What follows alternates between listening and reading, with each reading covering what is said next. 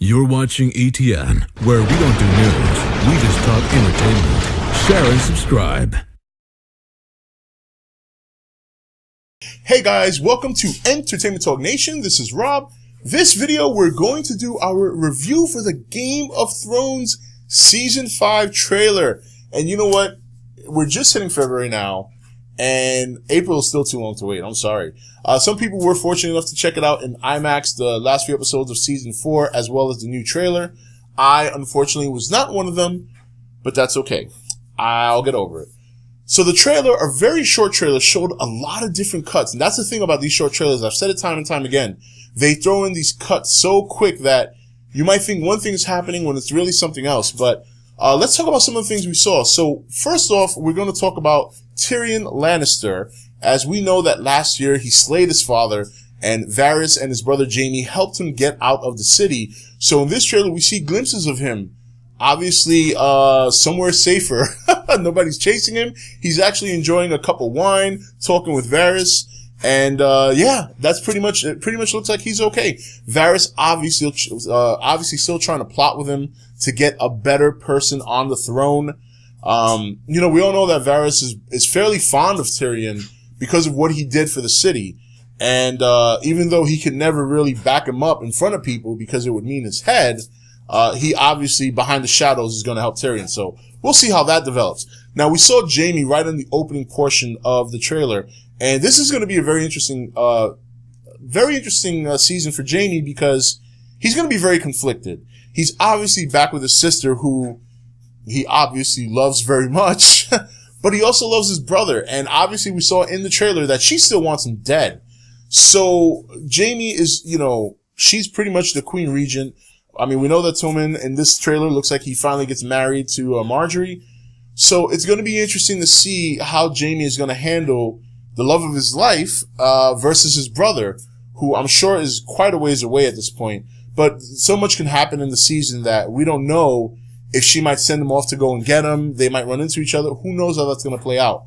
But we do know that one way or another, it's going to weigh heavy on Jaime, who's gone through a big change in the last couple of seasons, from being a complete prick that people hate to now actually having some redeeming qualities, a very solid friendship with Brienne we saw last year develop.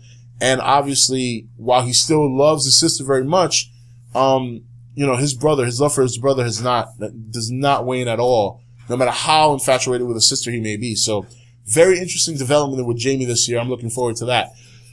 So once again, we see Daenerys Targaryen, and she still seems to be in that very, you know, Deus Ex Machina mode. She just is ready now. She wants to bring down the wheel now. They showed a quick glimpse of the dragon, and, boy, he is big. Or they are big, I'm sure. We don't know how much we're going to see of the dragons. We know that the show has a budget, and, you know, CGI obviously is very expensive. So it's very critical. It's very hard for them to, I'm sure, pick and choose where they're going to show the dragons.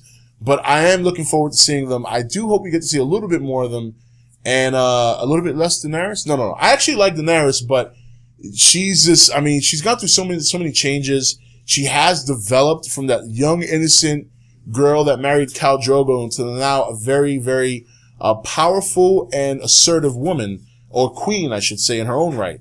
So another character that constantly is developing. We know what her goal is. We just don't know what the end game is, and we don't know when the end game is going to begin. She seems to have hunkered down in this city now, and she seems to be settling there to some extent. So it's going to be interesting to see if that continues, or if she's finally just going to say, you know what, screw it. Let's go and let's go get the bread. So to speak. We do see, her former psychic that's in love with her, one of her advisors as she was growing up, Georgia Mormont. It takes a while to remember these names. There's like 600 characters on this show, and I'm not even into mid-season form, but they showed a brief clip of him in what seemed like an arena fighting somebody, and we know that she banished him, and we know there's issues there, so it'll be interesting to see how that develops. I mean, just again, a lot of short clips we just see, kind of like highlights, almost bringing us back in terms of memory, like, remember what happened here? Well, this is a little bit of glimpse of what's going to happen this year with that. Another short shot of Arya, or Arya. Some people, you know, correct me. It's Arya. Okay. And she picks up Needle, and she looks like she looks good. you know, she looks healthy. She's clean. She's got new clothes on. So she looks like she's in good shape so far, but we'll have to see. Once again, very, very short clip. And, you know, a lot's going on. As I said, Marjorie, finally getting married to Tommen Baratheon. I was going to say Lannister. Technically, he is. So that, you know, she's already kind of worked that little kid. If you remember last season, she was sneaking to his bedroom, have conversations with him, and really started planting seeds. So I hope we get to see more Marjorie. I really, really like her character, especially her grandmother, the Queen of Thorns. She's another great character I'm looking forward to seeing. So a lot of good stuff's going to develop. We're going to get to see what the aftermath of, you know, the death of Tywin Lannister is going to do. We got to see a shot of Theon, or Reek, if you want to call him that. And there's going to be a lot of war still going on. So a lot of fighting in this trailer. Obviously, the Night's Watch and Jon Snow are not done with their fight.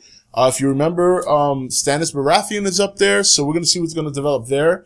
We see the Red Witch getting naked again, so we usually know that means something bad. You know, it may look good, but it might mean something bad.